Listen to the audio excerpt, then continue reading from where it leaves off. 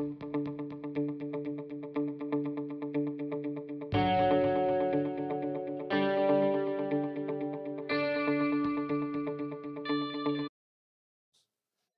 su Biblia en Marcos, ya saben, los sábados no tienen que abrir en Juan, en Lucas, ni en Mateo. Marcos.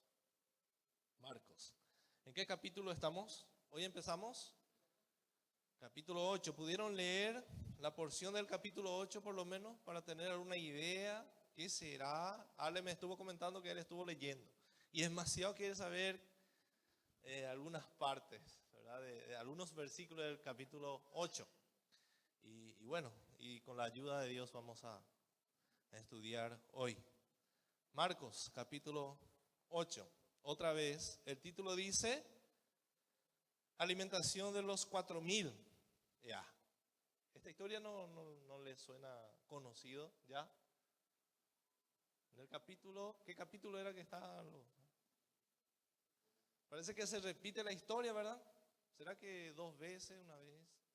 Alimentación de los 4,000. Jesús ya hizo este milagro y se vuelve a repetir en el capítulo 8. En el capítulo 6 estuvimos estudiando eso. Hoy vamos a estudiar desde el capítulo 8, desde el versículo 1 hasta el versículo 26. Hasta ahí va el contexto. Desde el versículo 1 hasta el versículo 26. Es un poco largo. Y el título, el tema que le puse es tan largo que no sabía qué ponerle porque se dividía casi en 4 partes. Entonces le puse la extrema incredulidad. ¿Cuántos saben que los cristianos también pueden ser incrédulos todavía? En partes. Entonces, la extrema incredulidad. Vemos, hermanos, cómo la Biblia describe, ¿verdad?, la condición espiritual del hombre. Y describe de diferentes maneras, o de diversas maneras. En primer lugar, ¿qué dice la Biblia? ¿Cómo es el incrédulo? ¿Cómo es su condición espiritual del incrédulo? El que no le conoce a Cristo está muerto en sus delitos y pecados, dice en Efesios 2:1. Entonces nos dice que también la Biblia nos dice que el hombre natural o el hombre sin Cristo es enemigo de Dios. ¿Saben lo que es eso, hermano? Enemigo, que todo el tiempo está luchando contra él. Enemigo de Dios, está peleando, ¿verdad? No quiere obedecerle, es caprichoso, es terco. Que se encuentra en un estado de rebeldía con Dios, es rebelde contra la ley de Dios. También la Biblia describe al hombre en su estado natural como alguien totalmente ignorante de las cosas espirituales, totalmente. ¿Por qué? Porque está muerto en sus delitos y pecados. Su mente, ¿cómo está? ¿Cómo está la mente de un inconverso? Totalmente entenebrecida. No puede entender. Lo inconverso, una persona, vamos a llamarle así, ¿verdad? Lo inconverso, para muchas cosas, o el hombre natural, es inteligente y tiene mucha visión, ¿verdad? Todo lo que el hombre ya pudo crear. Pero lo que el hombre nunca pudo hacer es inventar. El hombre no inventa nada. Solo Dios inventa algo de la nada. O crea algo de la nada. El hombre siempre crea algo de algo que ya existe, ¿verdad? Como la electricidad. Y tienen visión y son inteligentes, pero es incapaz de percibir una cosa en su vida. En la situación que se encuentra su estado espiritual o de su alma. Y mucho menos desean el remedio que Dios ha provisto, que es Jesucristo. Ellos no saben, piensan que está bien, no necesitan de Dios. Algunas personas son moralistas, son honestas, no roban, no fuman, no toman. Entonces dicen que no necesitan de Dios, no necesitan porque están bien. Pero en realidad nadie está bien, porque todas las obras que el hombre hace, el hombre natural hace, son como trapo de inmundicia. No sirve para Dios, no sirve para salvación. Sí sirve para este mundo. Si un hombre natural, un hombre sin Cristo hace cosas buenas, ¿qué va a cosechar? Es la ley natural, la siembra y la cosecha, ¿verdad? ¿Le sale todo bien también? Claro que sí. Si hace cosas buenas, si no roba, por ejemplo, ¿de qué se libra? ¿De la cárcel? Nada, nunca va a pisar una comisaría si una persona nunca roba.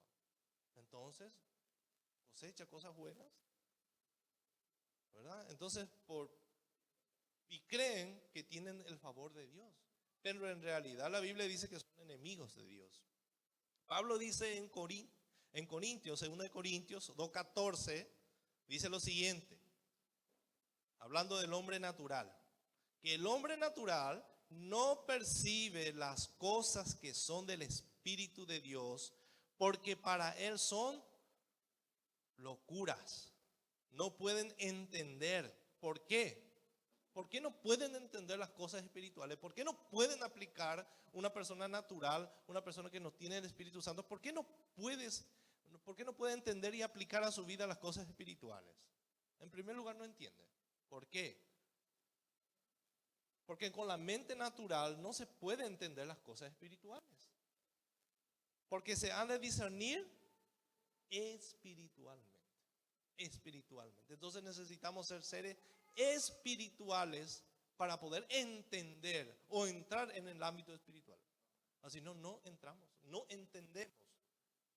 Por eso es que si alguno te dice, yo no puedo, hace 10 años que estoy en la iglesia, yo no puedo, y muchas veces nosotros queremos presionarle a las personas y decirle, pero la Biblia dice esto, para que aplique a su vida. No, tenemos que irnos a la raíz y preguntarle a la persona, yo quiero que vos seas sincera o sincero. ¿Has nacido de nuevo? ¿Has nacido de nuevo? ¿Por qué? Porque una persona que no tiene el Espíritu Santo no puede entender ni tampoco puede aplicar. Pablo dice en 2 Corintios 4:3 que el Dios de este siglo cegó el entendimiento de los incrédulos. ¿Para qué? Para que no le resplandezca la luz del Evangelio, de la gracia de Cristo, el cual es la imagen de Dios. El Dios de este siglo. ¿Quién es? Satanás. Antes nosotros éramos hijos de la ira, dicen en Efesios. Ahora, gracias a Dios, somos hijos de Dios. Por eso entendemos las cosas espirituales. Entonces el hombre incrédulo está espiritualmente ciego. Está ciego, hermanos. Esta ceguera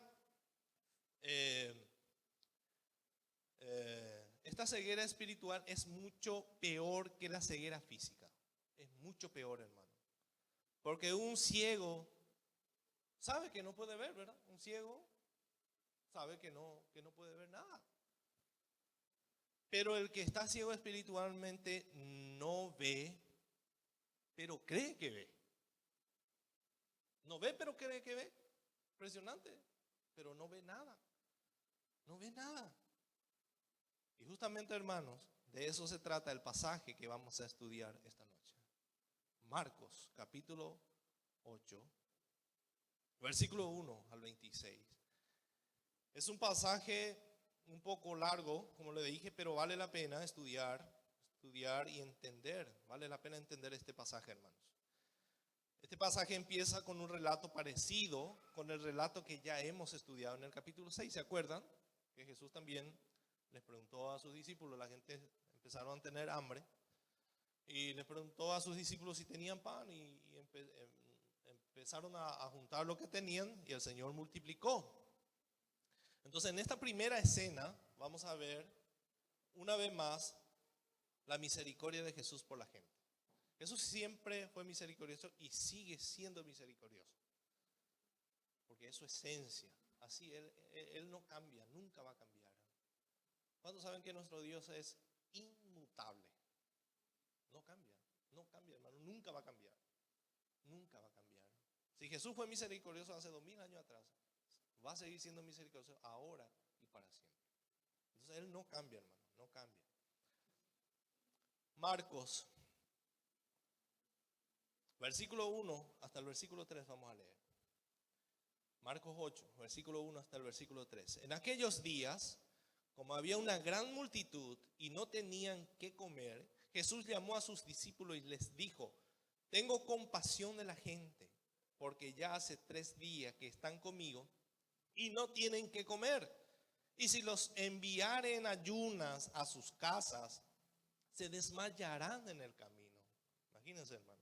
Pues algunos de ellos han venido de lejos. Jesús le conocía a cada uno, hermano.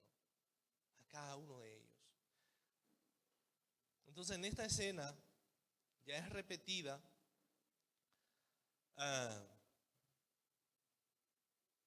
Esta escena es repetida para los discípulos. Para los discípulos. Y los discípulos eran lentos para aprender, hermanos. Eran lentos. Y vamos a ver por qué. Este evento que Marcos registra sucedió también en la región de Decápolis. ¿Se acuerdan? Que Jesús le curó a un sordomudo en Decápolis. Y Jesús seguía ahí. Y parece que la multitud llegó como consecuencia del testimonio relacionado con la sanidad del sordomudo de Decápolis. Entonces, una vez más se reunió una gran multitud, dice, a él, que no tenía que comer. Y 3 días, dice. Miren lo que dice. Tengo compasión de la gente porque ya hace 3 días que están conmigo. 3 días. A estas personas, hermanos, se les olvidó que tenían que comer porque estaban con Jesús. ¿Cuántos de nosotros aguantaría 3 días acá escuchando una prédica sin comer? Las 11 ya, que mucho ya tardó el pastor, 11:30 y no terminó. ¿Verdad que somos así, hermano? 3 días. Estas personas estuvieron 3 días. Nosotros aguantamos ¿cuánto? 40 minutos y ya voy a ir al baño un ratito. Ya nos duele todo. Empezaron a tener hambre y Jesús tuvo misericordia de ellos. Lo que quiere decir aquí es que se le removieron las entrañas. El versículo 2, miren lo que dice. Tengo compasión de la gente. Jesús sabía que estas personas no iban a poder encontrar alimentos, hermano, porque estaban lejos. Estaban lejos y si les enviaban así podían desmayar por el camino. Eso es lo que dice el texto. ¿Y qué nos enseña esto? Hay una enseñanza aquí para nosotros. Una vez más, nuestro Señor Jesucristo, vemos cómo Él es compasivo con la gente. Compasivo, hermano. El Señor nos demuestra en este pasaje y en toda la Biblia que no solamente se preocupa de nuestros problemas espirituales, sino también de nuestros problemas terrenales, hermanos. Él se preocupa. Él sabe lo que nos pasa. Él sabe por la situación que estamos pasando. Él sabe. Y tiene compasión de nosotros. Por eso Él vino como hombre, hermanos. ¿Por qué oramos? ¿Por qué la necesidad de orar? ¿Qué significa orar? Porque tenemos que hacer. No oré todavía hoy. ¿Qué? No, lo que Dios quiere es que hablemos con Él. Eso significa orar, hermano. No llegar a la noche, todavía no oramos rápido. No, hermano, sino tiene que ser para nosotros algo natural, de que llega un momento en que necesitamos hablar con Dios. Porque Él sabe lo que nos pasa todos los días. Venimos de nuestro trabajo, tuvimos problemas. Él quiere saber, no es que Él no sabe, Él quiere que nosotros le contemos a Dios. Señor, esto me pasó hoy. Tuve esta tentación, este problema. Pensé mal, casi le pegué a mi jefe. Todo eso el Señor quiere saber. Eso es confesar. Eso es confesar, eso es hablar con Él. Justamente la oración es eso, no solamente arrodillarte y ya le metes con todo. A ver cuánto, 15, 20 minutos, a la apurada. No, simplemente hablar con Él. Puede ser 10 minutos, puede ser 15 minutos, puede ser 3 horas. Eso ya depende de cada uno. Mi oración no puede ser como la oración de Juan. Juan, decime, ¿qué es lo que vos le decías a Dios? Así yo quiero. Imagínense todo lo que Juan le dice, yo le digo también a Dios. No sirve, hermano, lo que Él quiere que nosotros hablemos. Hablemos con Él. Hablemos con Él. Él sabe todo lo que nos sucede. Él no es indiferente a eso, hermano. Él no es indiferente. Él es conmovido ante todo tipo de necesidad, ante todo tipo de sufrimiento. Ante todo tipo de sufrimiento. Estas personas estaban pasando hambre. Y Jesús no le dijo, pueden irse rápido en su casa y vuelvan mañana. No le dijo eso. Sino yo tengo compasión. Fíjense, tengo compasión de la gente. ¿Por qué Jesús dijo eso? Porque quería que sus discípulos entendieran. Quería que sus discípulos escucharan. Escuchen que yo tengo compasión de la gente. Lo interesante de este pasaje es que Jesús nos quiere enseñar para tener la misma compasión, hermano. Esa misma clase de misericordia. Es por eso que acá en el versículo 2 Jesús le dice a sus discípulos, tengo compasión de la gente. Él comparte su inquietud con sus discípulos. Así ustedes tienen que ser como yo. Si yo soy misericordioso, yo quiero que ustedes también hagan. Ustedes son mis discípulos y mis seguidores. Entonces todo lo que yo hago, todo lo que ustedes ven en mí, yo quiero que ustedes imiten. ¿Por qué tanto queremos imitarle a los demás, lo que hacen los demás, y no queremos imitarle a Jesús? ¿Verdad que cualquier macanada imitamos? ¿Verdad que sí? Aparece un buroreí por ahí y nosotros ya imitamos. Deberíamos imitarle más a Jesús. Usar más los vocabularios que usó Jesús. Las palabras de Dios. Lo que Jesús quería era que entendieran que Jesús tenía compasión de la gente, a pesar del corazón malo, malvado de la humanidad. Él sabía que esas personas no le amaban, estaban con él por la comida, por la sanidad. Para Jesús la multitud era una oportunidad para predicar el evangelio, pero para los discípulos era problema. De otra vez la multitud. Esta gente no entiende. Pero para Jesús era una oportunidad para predicar el evangelio. Y así también muchas veces para nosotros, cuando vemos el problema, hermano, para los discípulos la multitud siempre fue un problema. Y también muchas veces nosotros cuando vemos el problema perdemos la oportunidad. Perdemos la oportunidad. Muchas veces el Señor permite, hermano, que pasemos por crisis. ¿Para qué? ¿Para qué sirven los problemas? ¿Por qué sirven? ¿Para qué sirven para nosotros? Con los problemas, Jesús quiere moldear nuestro carácter y mostrarnos cómo estamos espiritualmente, hermanos. Y en vez de recibir gozoso la prueba, nos quejamos y reclamamos. Nos quejamos. No, ¿por qué a mí? Ya otra vez a mí. Y esa arte falta mejorar. ¿Por qué otra vez un jefe? Salió uno y entró otro peor. Es porque te falta todavía un poquitito. Quiere moldear tu carácter. ¿Por qué el tránsito tiene que ser tan caótico? Y uno te cruza y no prende su señalero.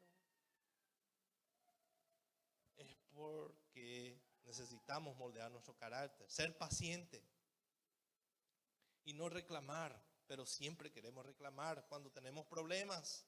No vemos como una bendición, no vemos, realmente es muy difícil escuchar a alguien decir, qué bendición, estoy pasando, venga, vamos a hacer un asado.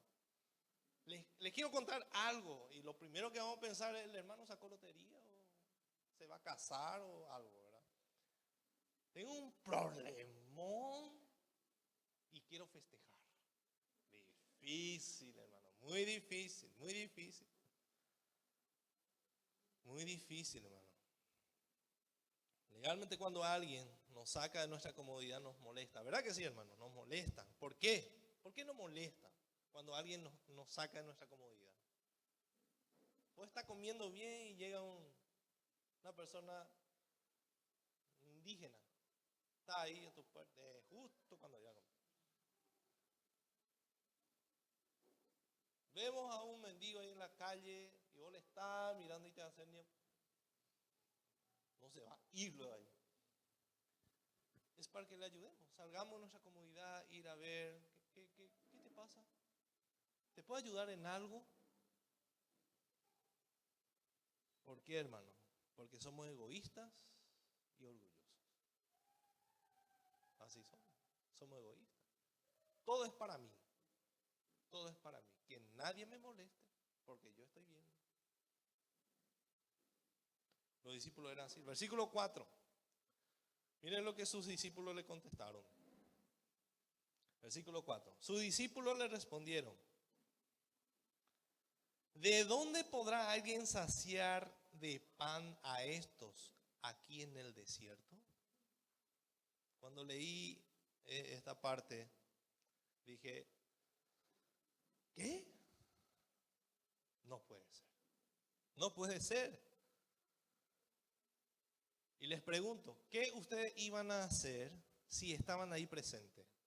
Vamos, ustedes están escuchando, ya saben todo esto. Las Biblias saben de tapa a tapa. Y ahí están parados ustedes, cualquiera de ustedes. Vamos a viajar en el túnel del tiempo otra vez. Y la pregunta es, ¿qué les diría a los discípulos con todo el conocimiento que tú tienes ahora de la Biblia y de la teología? ¿Qué les diría si le escuchabas a los discípulos diciendo estas cosas? Haciéndole a Jesús esta pregunta. Ustedes ya saben. ¿Qué les diría? A ver, Alex, ¿qué les diría a los discípulos? Luis, ¿qué le diría a los discípulos? Uf, qué tonto. ¿Cómo que de dónde? ¿Cómo que de dónde van a sacar? ¿Verdad que sí? ¿Acaso Jesús ya no hizo este milagro? ¿Verdad que sí? ¿Verdad que Jesús ya hizo este milagro? ¿Cómo se olvidaron tan rápido? Lo primero que vamos a decir, ¿verdad? Jesús puede hacer otra vez. Jesús estuvo con sus discípulos. Creo que le agarraría a cada uno en su oreja y qué lento que son, ¿verdad? Esta sería nuestra respuesta a los discípulos, ¿verdad? Y está bien, porque ya conocemos, Jesús puede hacer todo. Pero ¿saben algo, mis hermanos? Me temo que nosotros también, estando ahí, hayamos reaccionado de la misma manera como reaccionaron los discípulos. ¿Por qué sería diferente? Conociendo toda la Biblia, de tapa a tapa, seguimos muchas veces dudando lo que Jesús puede hacer. Entonces no seamos muy duros con los discípulos. Tenemos un serio problema, hermanos. Tenemos problema para aplicar lo que conocemos cuando estamos en un momento difícil. Ese problema tenemos. No tenemos problema para aprender, eso no tenemos. Todos somos inteligentes, no hay problema. Pero cuando estamos en medio de las pruebas, en medio del dolor, nos olvidamos de los pasajes que conocemos. En el capítulo 6, Jesús estaba haciendo un milagro igual a ese, delante de ellos. Y Jesús le hizo la misma pregunta a sus discípulos.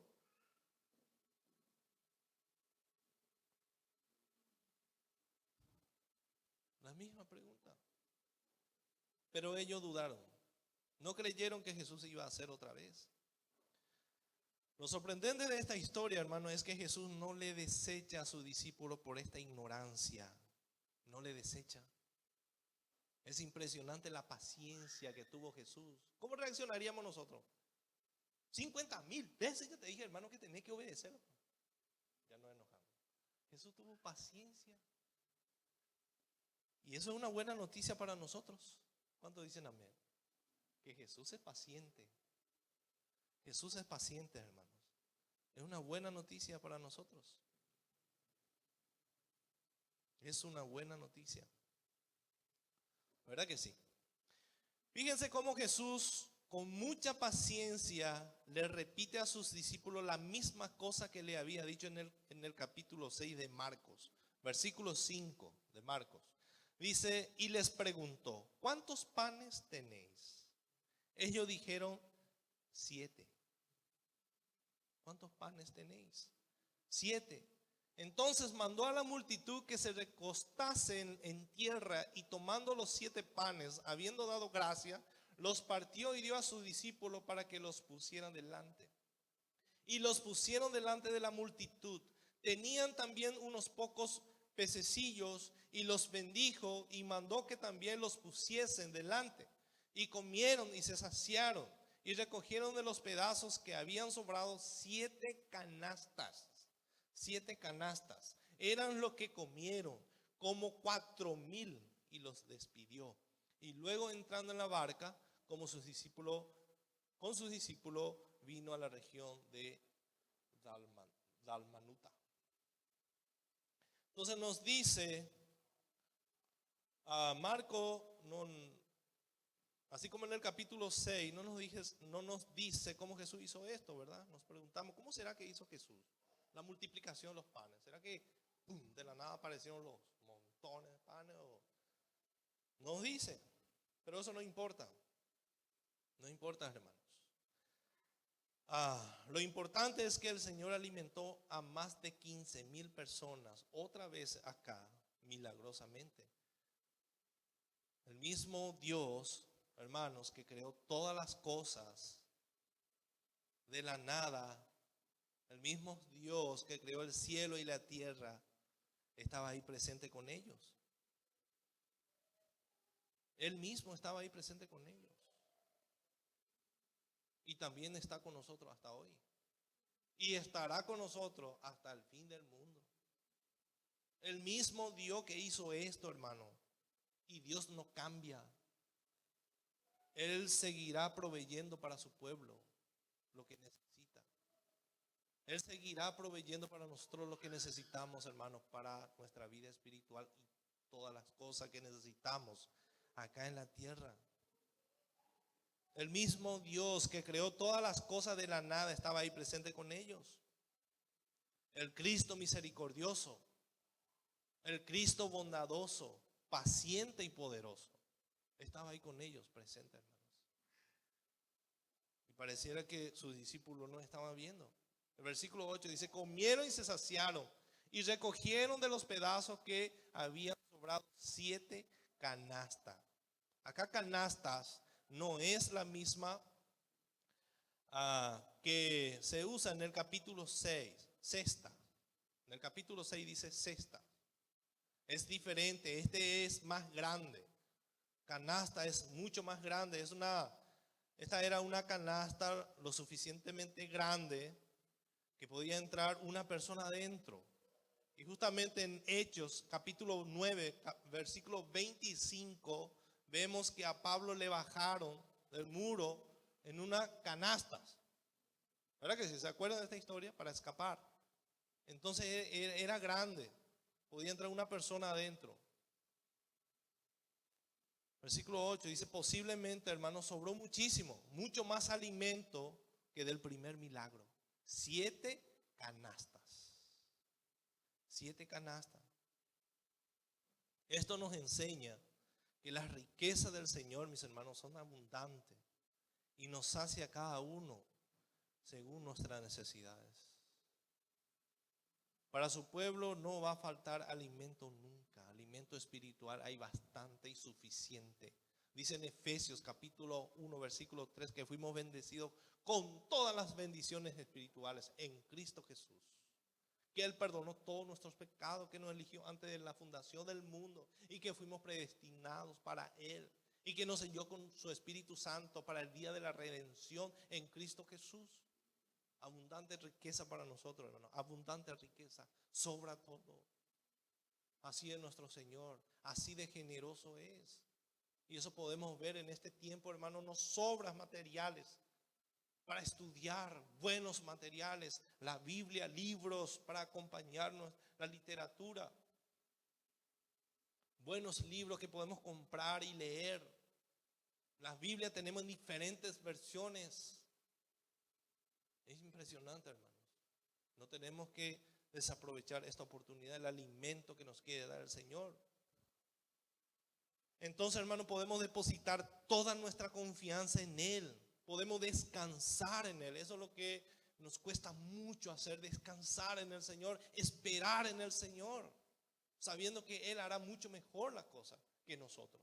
Si nos apuramos, nosotros metemos la pata y hacemos nuestra voluntad, y nuestra voluntad trae tristeza, trae dolor, mucho sufrimiento, pero la voluntad de Dios es agradable, buena y perfecta. Entonces depositemos toda nuestra confianza en Él, porque Jesús no cambia, hermano. Si Jesús hace 2000 años atrás alimentó a estas personas y se preocupó por ellos, Él sigue siendo así hasta ahora. ¿Y cómo creemos? Por fe. Eso es depositar nuestra confianza en Él y creer sus promesas. Creer sus promesas.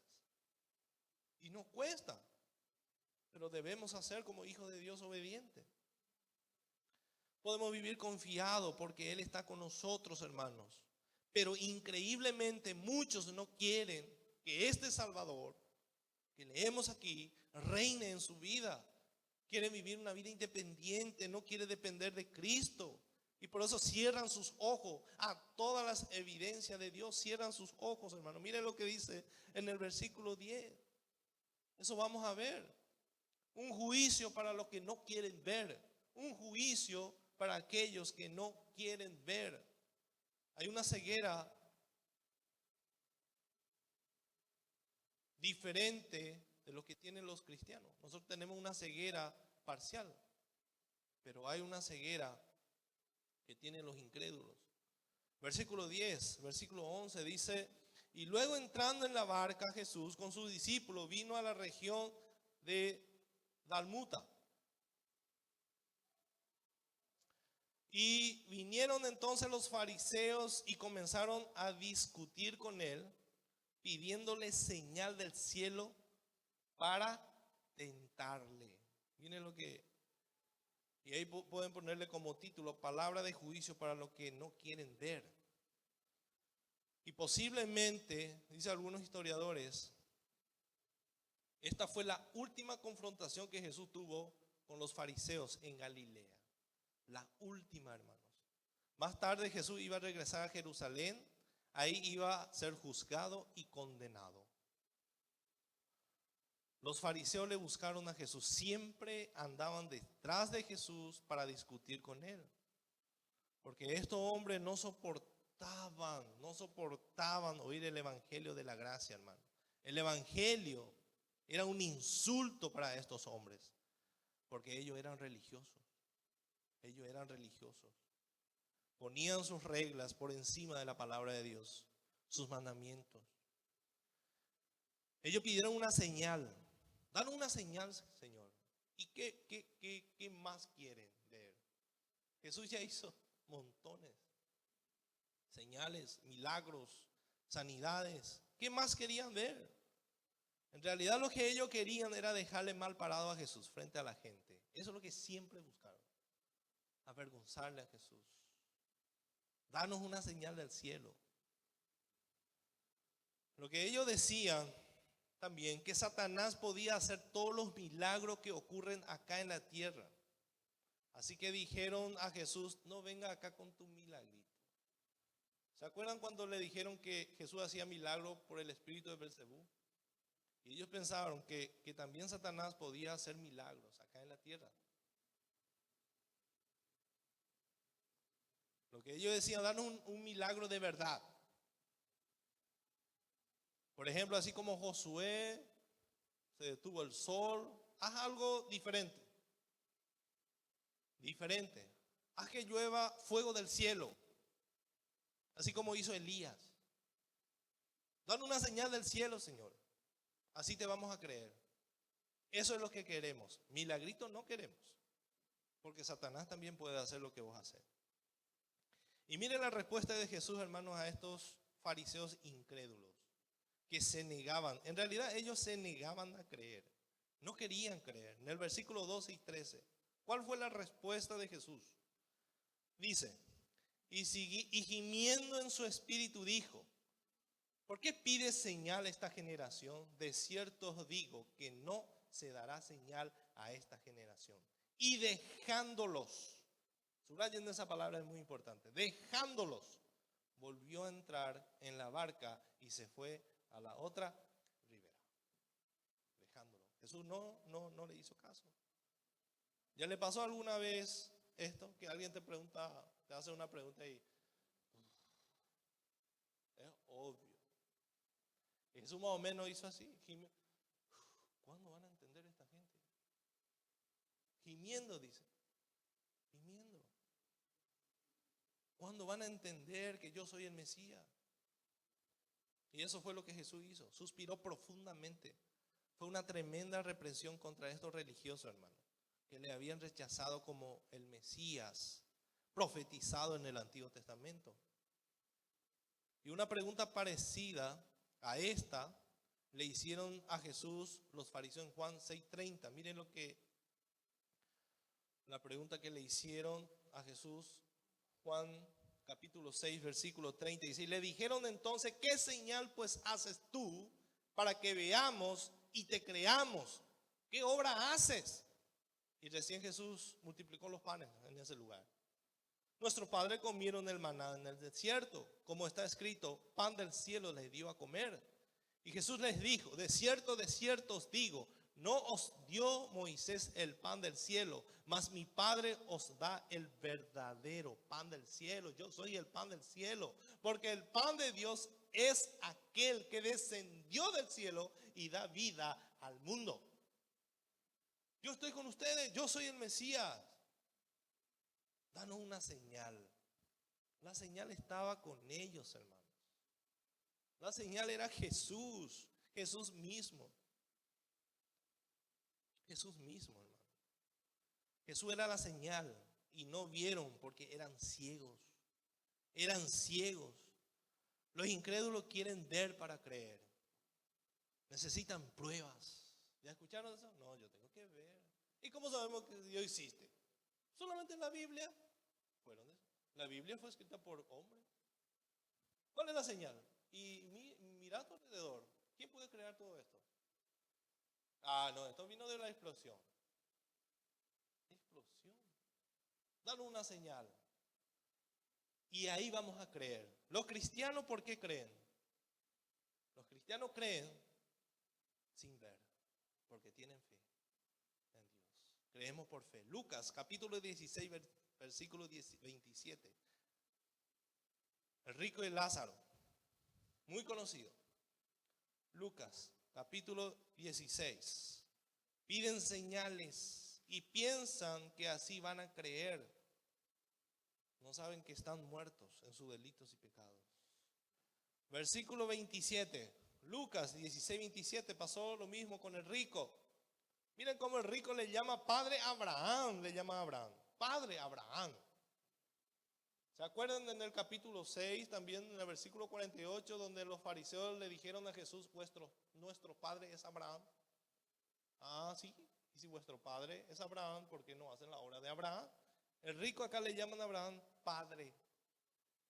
Entonces le dijo: te ruego pues, padre, que le envíes a la casa de mi padre, porque tengo 5 hermanos, para que les testifique, a fin de que no vengan ellos también en este lugar de tormento. Y Abraham le dijo: a Moisés y a los profetas tienen, óiganlos. Él entonces dijo: no, padre Abraham, pero si alguno fuere a ellos de entre los muertos, se arrepentirán. Se arrepentirán. Mas Abraham le dijo: si no oyen a Moisés y a los profetas, tampoco se persuadirán, aunque alguno se levantara de los muertos. No van a creer nunca por ver. Un muerto puede caminar por acá y puede estar predicando, todo agusanado. Yo vine de allá como muerto vivo, zombie, montones de zombies, y nadie va a creer. No por eso van a creer. No van a creer. Nosotros pensamos: puede ser que mi abuelita, si viene otra vez, a mi mamá le va a creer. no van a creer. Qué mentirosa mamá. No, no van a creer, hermano. El Dios del siglo se hizo hombre, hermano. ¿Se imagina eso? En medio de ello estaba Jesús. El Dios del cielo hizo milagros extraordinarios en medio de ello. Predicó el evangelio como nunca nadie lo hizo y todavía le estaban pidiendo evidencia. Si era para de verdad el Hijo de Dios, ¿qué más querían? ¿Saben por qué Jesús no hizo lo que ellos pidieron, hermanos? Porque ellos no necesitaban más pruebas. Ya no necesitaban más pruebas. Lo que ellos necesitaban era arrepentirse. Arrepentidos porque el reino de los cielos se ha acercado. Hoy en día nosotros no tenemos que, ¿por qué demostrarle a la gente que Dios existe con pruebas? Las pruebas están acá, visibles. La creación de Dios. Y Dios dice en su palabra sí y punto. Cristo vino y murió y te deja arrepentirte de tus pecados. Él es el Salvador. Pero ¿cómo voy a creer? Demostrame que Cristo vino hace 2000 años atrás. No se puede repetir esa historia. No se va a repetir. Nunca se va a repetir esa historia. ¿Crean o no crean? Es por fe. La salvación es por fe. No se va a repetir, hermano. Ellos necesitaban arrepentimiento, no pruebas. Las pruebas ya estaban ahí. ¿Saben qué dijo una vez un ateo, famoso ateo? Dice, si aún llegara, dice, a ocurrir un milagro en un mercado abierto ante un millar de testigos confiables, preferiría desconfiar de mis sentidos que admitir el milagro. Imagínense. No voy a creer, dice. No hay peor ciego que él no quiere ver. ¿Verdad que sí? ¿Conocen ese dicho? Y esa era la acusación de Pablo a la raza humana en Romanos capítulo 1, hermanos. Dios se ha revelado en diferente manera a la humanidad. Diferentes maneras. Diferente manera. Pero el hombre decide negar la verdad. El hombre detiene con injusticia la verdad de Dios. Dice, sabiendo que Dios existe. No van a creer. Por eso nosotros no tenemos que afanarnos de querer convertirle a la gente.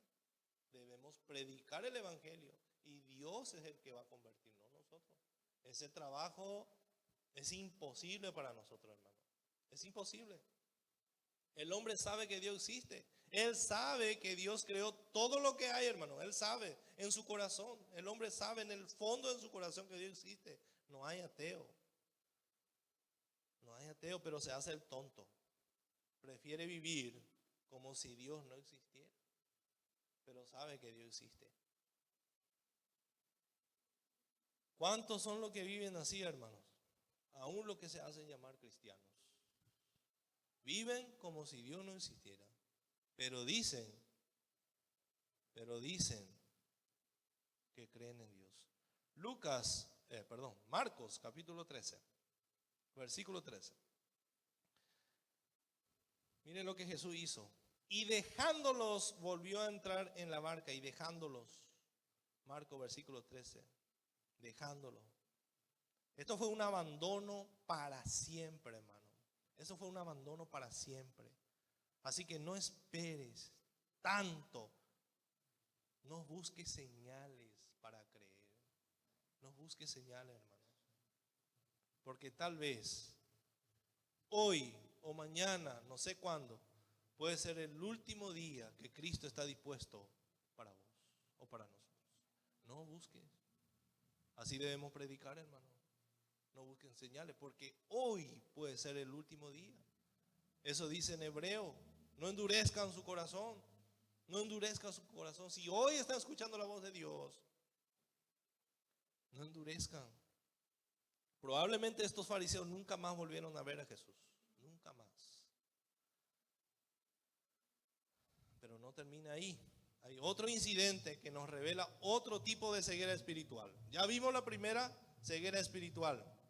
Es completa. No ven, pero creen que ven. Creen que ven. Pero también los discípulos tenían serios problemas con su vista espiritual. Serios problemas. ¿Saben lo que nos puede agarrar a nosotros, hermanos? Hay una enfermedad que nos puede agarrar a nosotros. Miopía espiritual. Vemos, apenas. Así podemos caminar espiritualmente. Y esto es peligroso. Versículo 14. Versículo 14. Miopía espiritual agarró a los discípulos. Ellos tenían esta enfermedad.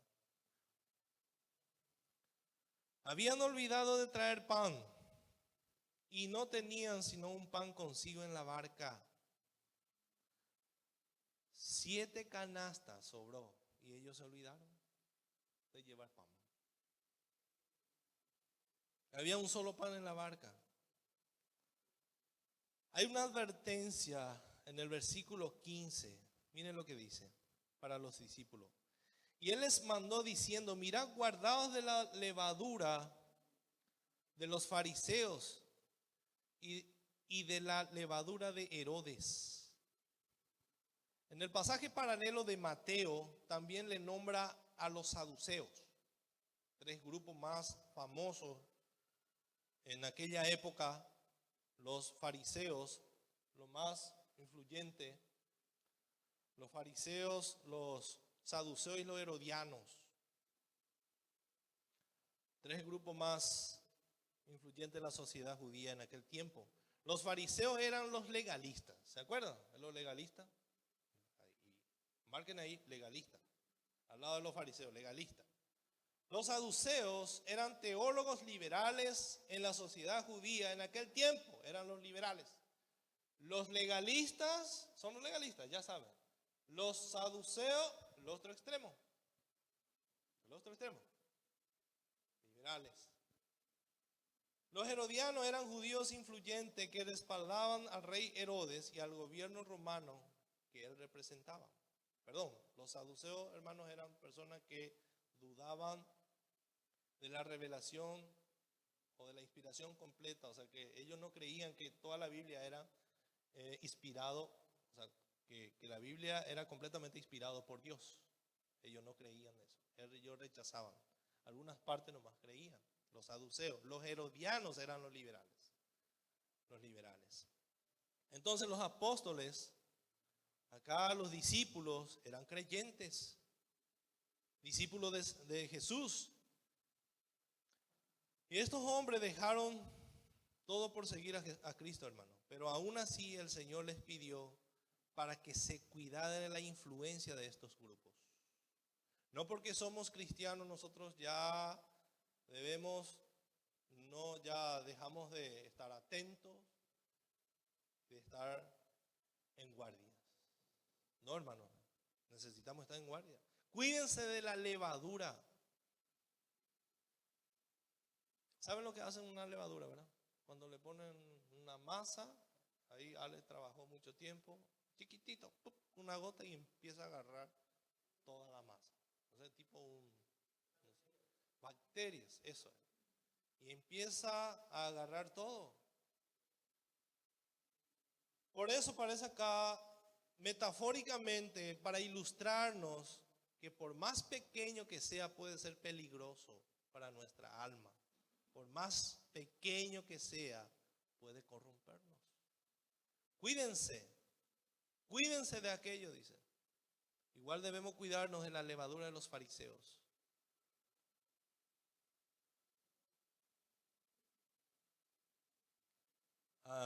Es peligroso. La levadura de los fariseos puede hacerle legalista, dice. Por eso le decía Jesús a sus discípulos: cuídense de la levadura de los fariseos. Ustedes pueden volverse legalistas, así como hicieron los de Gálatas. ¿Se acuerdan? Oh, Gálatas, tonto, le dijo Pablo. ¿Quieren volver otra vez a la ley? ¿Quieren volver a ser legalistas? Cuídense de esa levadura. Cuídense de querer ganar el favor de Dios por sus obras, por sus buenas obras. Cuídense.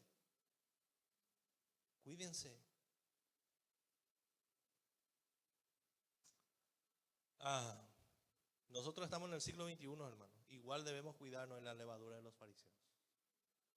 porque podemos volvernos legalistas, hacer obra pensando así que estamos ganando el favor de Dios. Nadie puede ganar así el favor de Dios. Nadie. Solo con la obediencia a sus palabras.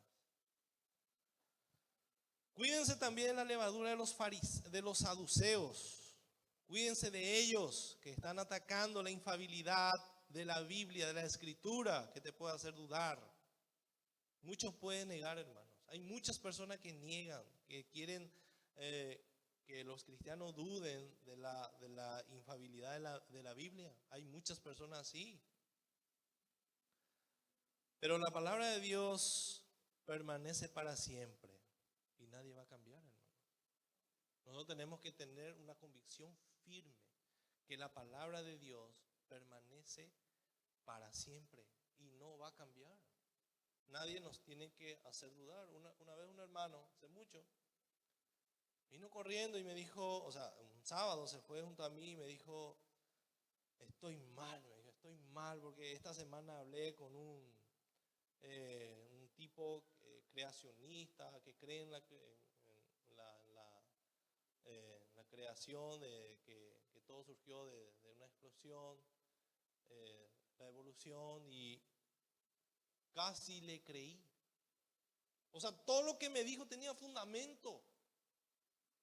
Y yo no podía refutarle porque yo le decía algunos versículos y él me mostraba que no era verdad.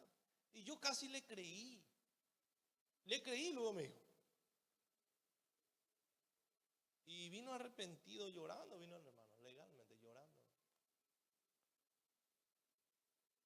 Y esto puede pasar, hermano, cuando no tenemos convicciones firmes.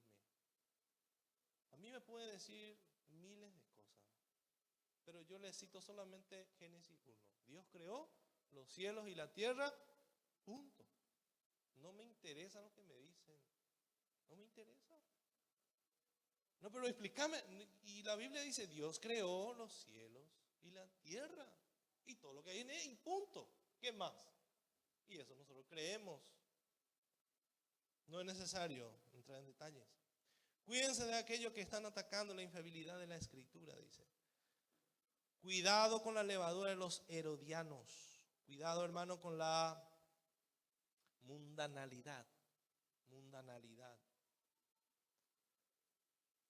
Muchos dicen, bueno, lo legalista es así, pero otro va a otro extremo. Lo legalista es legalista, porque usa pollera larga. El Señor ve el corazón. Qué tonto que es. El Señor ve el corazón. No, hermano. Lo que nosotros somos por afuera es lo que somos por adentro. ¿Sabían ustedes eso? Lo que yo estoy demostrando por afuera es lo que yo soy por adentro. Entonces, si alguien te dice, hermano, hermana, esto no está bien. No, pero Dios ve el corazón. ¿Sí? Y por eso tenés que tener temor. Porque los hombres van a ver tú las cosas que como vos sos de afuera. Pero si Dios ve el corazón, eso es lo que te tiene que dar temor. Porque Dios conoce el corazón. Entonces cuidemos, hermanos. El otro extremo. Tenemos que estar alerta, en guardias ante estas cosas. Tenemos que estar velando, dice el Señor. El punto central, hermanos, el punto central de esta historia es la reacción de los discípulos de Jesús en el versículo 16. Miren lo que ellos decían. Cuídense de la levadura de los fariseos, de los saduceos y los herodianos. Y discutían entre sí, diciendo, ¿es porque no trajimos pan? No entendieron nada. ¿Será que nos olvidamos de traer pan? Por eso el Señor está tan enojado con nosotros y habló de la levadura. Ellos lo único que escucharon fue la levadura. Y ya se cerraron en la levadura. Y ya se olvidaron en la palabra de Dios. El resto de lo que le dijo Jesús, ellos ya se olvidaron. Escucharon, cuídense de la levadura, y ahí ya, levadura, pan. El Señor nos va a retar porque nos trajimos pan. Están preocupados por el pan, y cuando escucharon la palabra levadura, ya no escucharon nada, hermano. A veces nosotros también nos centramos tanto en el problema que ya no escuchamos la palabra de Dios. Lleno de problemas. Solamente nos enfocamos en el problema, en mi problema. Y ya no veo, ya no, se me fueron los versículos. Las promesas de Dios ya no me acuerdo más. Así también somos nosotros muchas veces. Ya no escuchamos más. ¿Por qué? Miren lo que dice en Marcos, capítulo 19, capítulo 4, versículo 19. Marcos, capítulo 4, versículo 19. Por los afanes de este siglo y el engaño de las riquezas y las codicias de otras cosas entran y ahogan la palabra y se hace infructuosa. Eso es lo que pasa cuando nosotros miramos más al problema y no la palabra de Dios. La hace estéril, dice. No sirve para nada. Vamos a suponer que nosotros conocemos muchísimo ahora, ¿verdad? Conocemos muchísimo la palabra de Dios. Pero cuando vienen los problemas y yo no aplico, no sirve para nada. Eso es lo que estaba diciendo. No sirve para nada. Ahora, cuando vienen los problemas, crisis, y aplico lo que conozco, ahí el Señor me considera sabio y prudente. Que hombre construye sobre roca su casa. Entonces hace estéril. ¿Y cómo podemos luchar contra esto, hermano? La respuesta está en Mateo 16, 18. Miren lo que el Señor le dice en el pasaje paralelo. Mateo 16, versículo 18.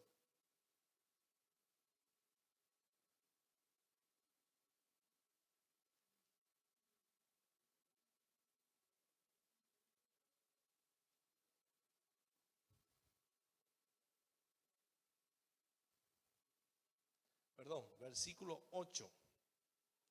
Mateo 16, versículo 8.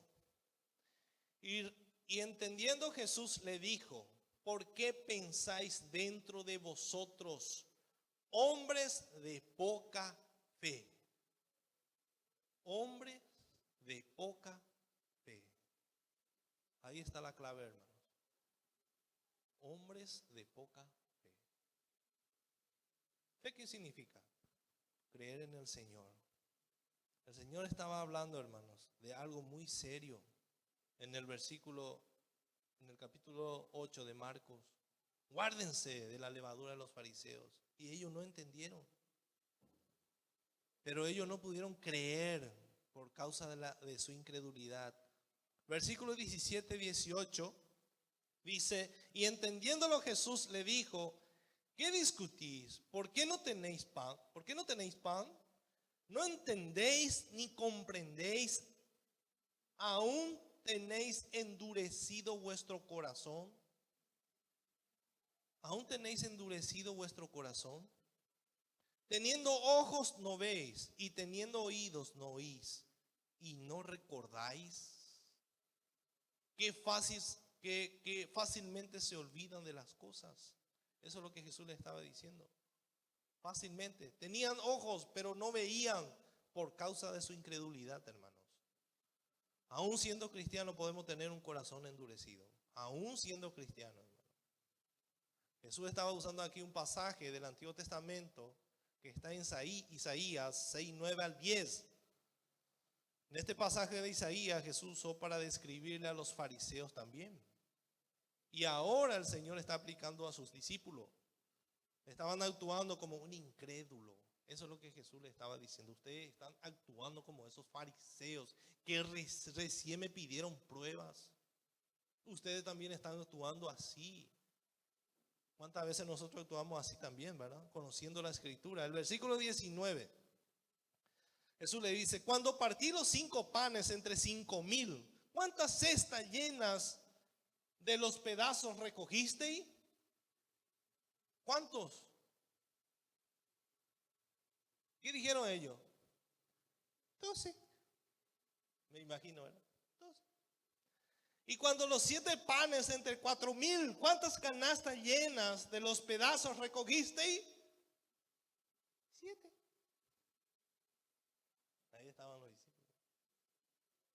¿No se acuerdan de eso? ¿No se acuerdan? Así somos nosotros también, hermano. Nos resulta tan difícil creer en Dios.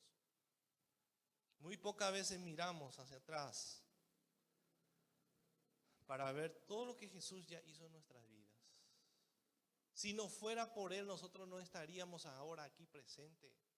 ¿Y por qué vamos a dudar ahora? ¿Acaso Él no va a hacer otra vez mañana lo que hizo ayer?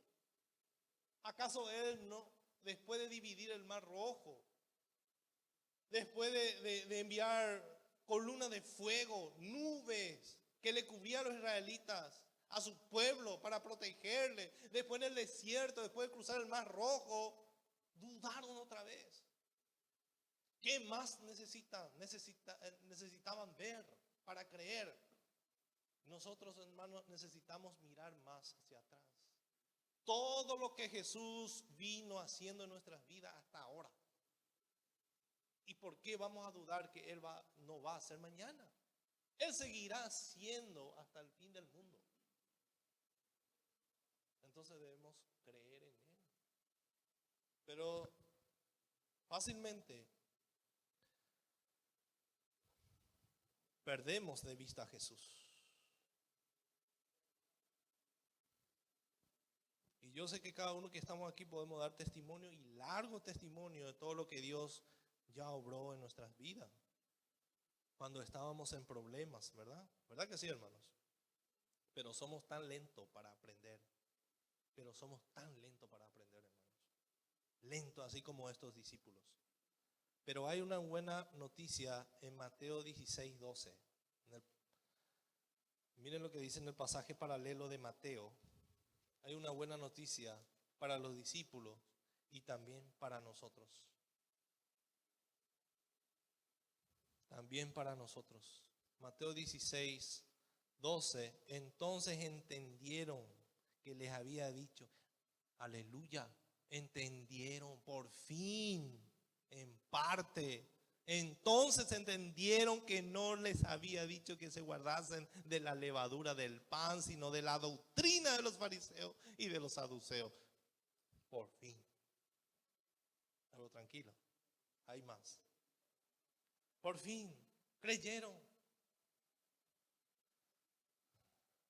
¿Por qué creyeron? ¿Por qué por fin creyeron? ¿Por qué iban viendo de a poco? Porque su ceguera era parcial, no total.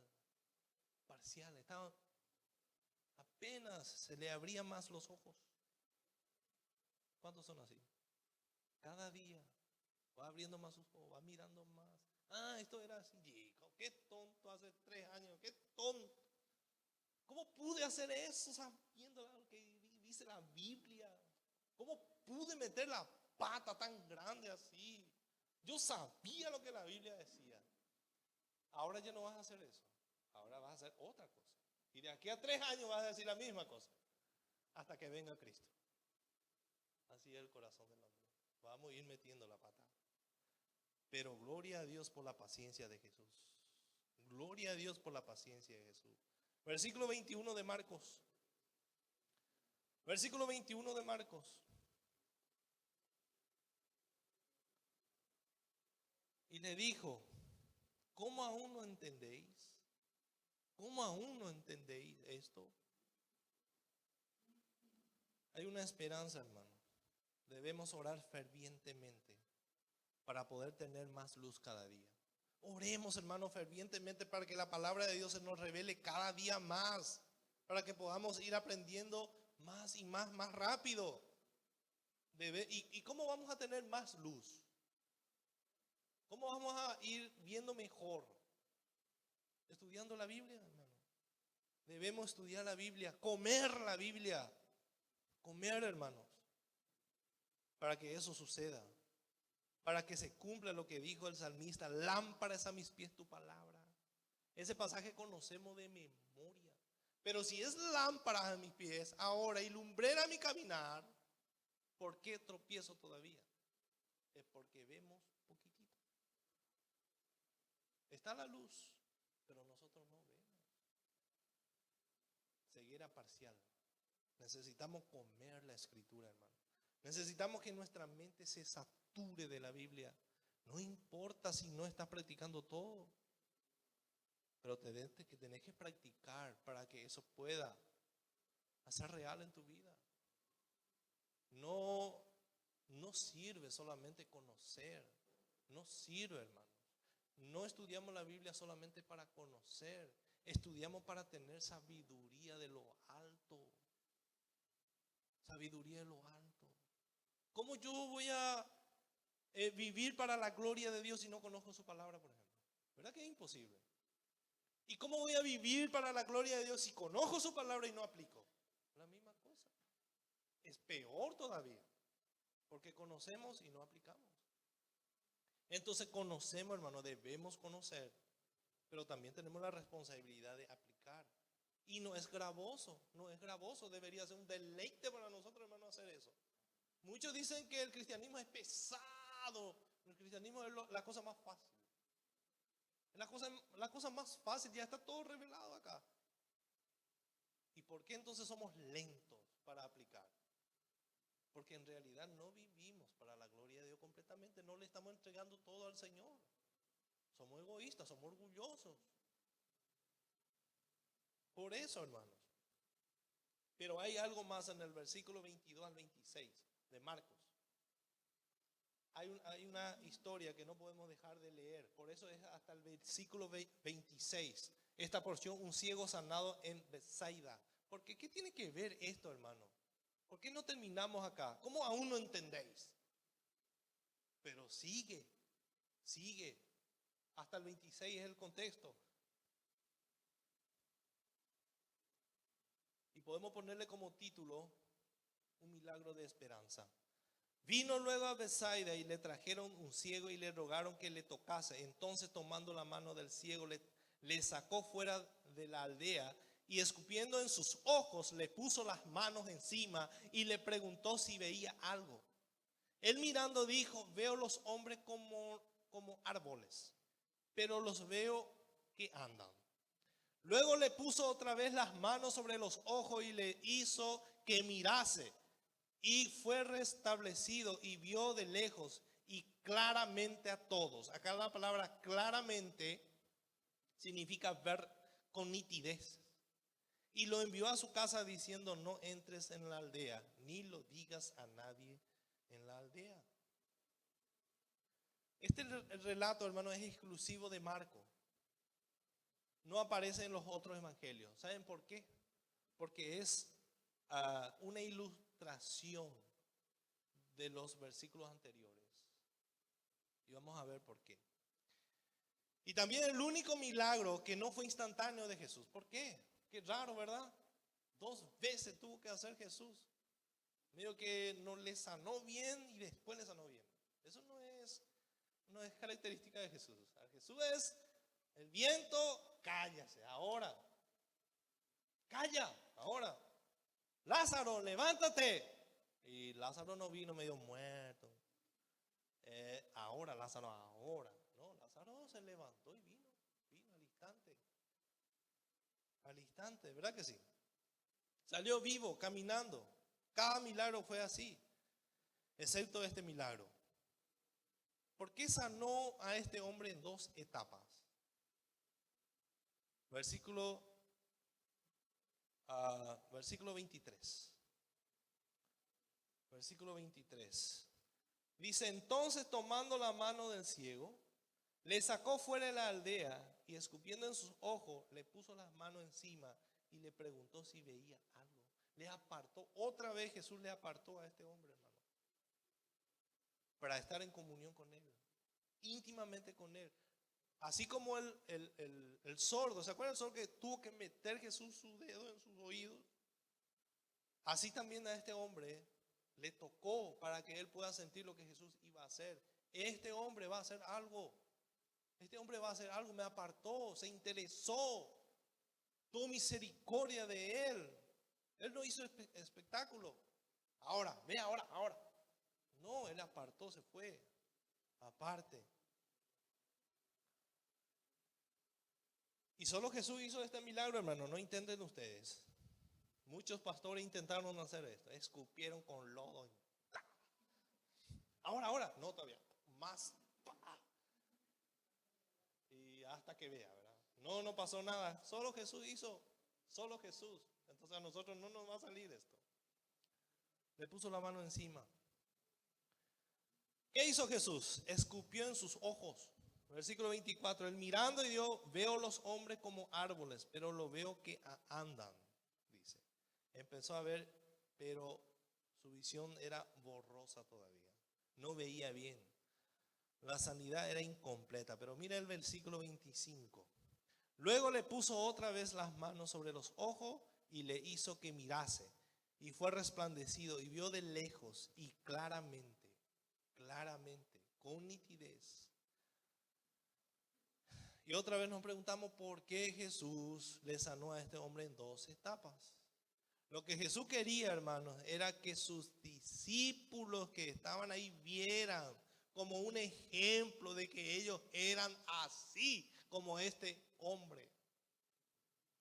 Le veían más o menos como a los árboles, a los hombres como árboles caminando. Así eran los discípulos. Necesitaban creer en su entendimiento. Necesitaban crecer en su entendimiento. Por eso Jesús ilustra o hace este milagro acá en estos versículos. Esta es una ilustración de lo que Jesús iba a continuar haciendo con ellos, hermanos. Legalmente hay muchos que aprender. ¿Cuántos necesitan aprender más de Jesús? Vemos muy poco, hermanos. Hay muchos que aprender de Jesús. Hay mucho que creer. El conocimiento teórico, como les dije, no sirve si no aplicamos en las horas de las pruebas. Muchas veces en lo teórico somos 100%, sacamos 100%. Pero en la práctica, 0%. Pero Jesús es paciente. Jesús es paciente.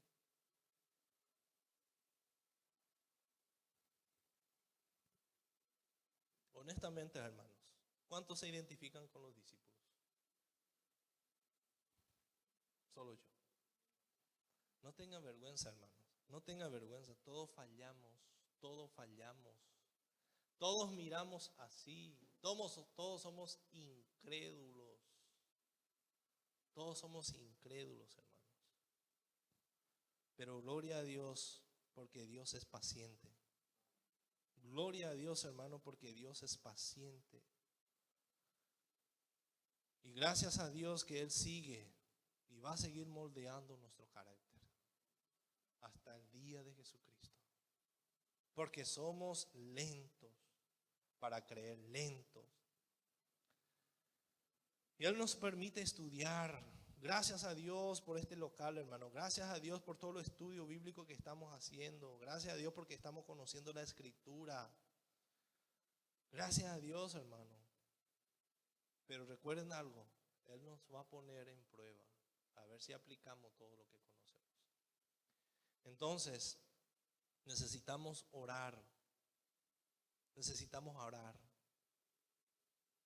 Y pedirle a Jesús que nos ayude, hermanos. Y cuando venga la tribulación, cuando vengan los problemas, necesitamos ver con los ojos espirituales y decirle a Dios, gracias, Señor. Gracias porque esto me va a ayudar a creer más en ti, a depositar más mi confianza en ti. Gracias, Señor. Job, ¿qué dijo? El hombre recto, perfecto, de oída te había conocido, Señor. Te había escuchado, Señor, de oída. Pero ahora te conozco, ahora te veo, Señor. Ahora veo quién eres tú realmente. Si Job dijo eso, ¿cuánto más nosotros? Si Job dijo eso.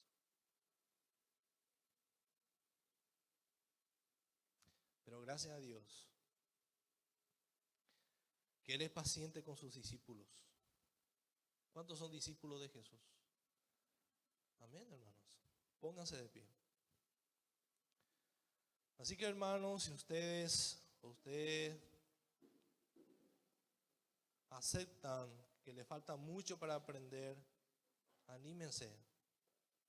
porque de ahí empieza todo.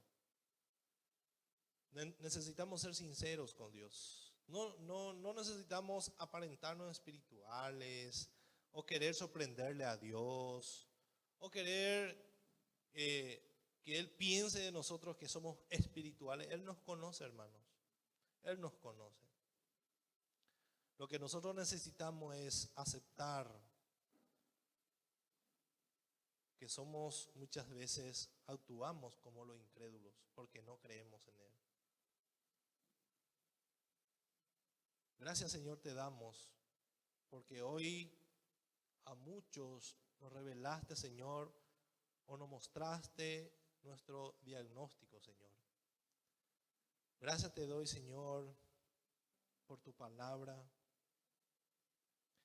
Muchos de nosotros, Señor, necesitamos venir en arrepentimiento y fe delante de ti, Señor. Tal vez necesitamos despojarnos de nosotros mismos, así como hizo Jesús.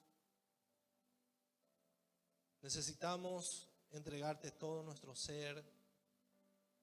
Decimos que te amamos. Decimos que creemos en ti cuando todo está bien.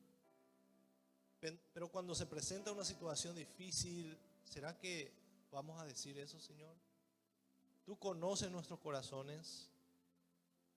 Y no es necesario, Señor, querer mentirte o engañarte. Hoy nos presentamos delante de ti reconociendo, Señor, que nos falta muchísimo, Señor. Muchísimo, Señor.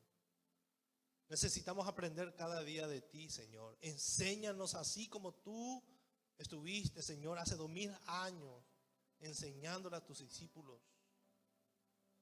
Haz con nosotros también lo mismo, Señor. Enséñanos, muéstranos, Señor, de qué debemos tener cuidado, Señor. En realidad ya está todo en tu palabra, Señor. Ilumina nuestra mente con tu verdad, Señor. Ilumina nuestra mente con tu palabra, Señor, para que podamos caminar con integridad delante de ti. Con integridad, Señor. No tratando de aparentar algo que no somos. Eso hacen los fariseos, los saduceos, los herodianos. No, Señor, no es necesario aparentar delante de ti. Lo que necesitamos es ser sinceros delante de ti, Señor. Con un corazón contrito y humillado, esta noche nos acercamos. No somos mejores que los demás. No soy mejor que mis hermanos. Tal vez soy peor. Perdóname, Señor. Perdona mi incredulidad. Porque muchas veces no creo también en ti, Señor. Dudo muchas veces, Señor. Perdóname. Perdóname, Señor. Todos somos iguales delante de ti. Cada uno de mis hermanos se están acercando delante de ti con un corazón sincero, Señor. Gracias por tu paciencia, Señor. Y gracias por tus promesas. Porque las promesas, Señor, nos hacen vivir confiados en ti, Señor. Tus promesas son la esperanza de nuestras vidas, Señor. Ayúdanos a creer profundamente en tus promesas. Te lo pedimos, Señor, en el nombre de Jesús. Guárdanos de la incredulidad, Señor. Abre nuestros ojos, Señor, en esta noche para que podamos ver claramente tu voluntad para nuestras vidas, Señor. Ya no queremos hacer nuestra voluntad, queremos hacer tu voluntad, Señor. Gracias te doy, Padre amado, porque tú nos tienes paciencia y nos seguirás enseñando, Señor, hasta el fin del mundo. Y nosotros seguiremos metiendo la pata, Señor. Y tú sabes eso. Tú sabes eso, que va a ser así. Y aún así tú nos amas y nos cuidas, Señor. Gracias te doy, Señor. Gracias te doy, Señor. En el nombre de Jesús. Guárdale a mis hermanos, Señor, de ir en su casa. Guárdale, Señor. Y que mañana, Dios mediante, podamos estar otra vez aquí, recibiendo tu palabra y deleitándonos en tu presencia, Señor. Gracias te damos por esta congregación. Gracias te doy por este grupo de jóvenes, Señor, que están capacitándose, se están capacitando, Señor. Sabemos que tú tienes un propósito con cada uno de nosotros y ayúdanos a descubrir ese propósito por el cual tú nos dejaste aquí en la tierra, Señor. Muéstranos nuestros dones espirituales. ¿Dónde quieres tú que te sirvamos, Señor? Muéstranos para que podamos servirte y disfrutar de los dones que tú nos has dado, Señor. Te doy gracias en el nombre de Jesús. Amén y amén. ¿Por qué no le damos un fuerte aplauso al Señor, ¿no?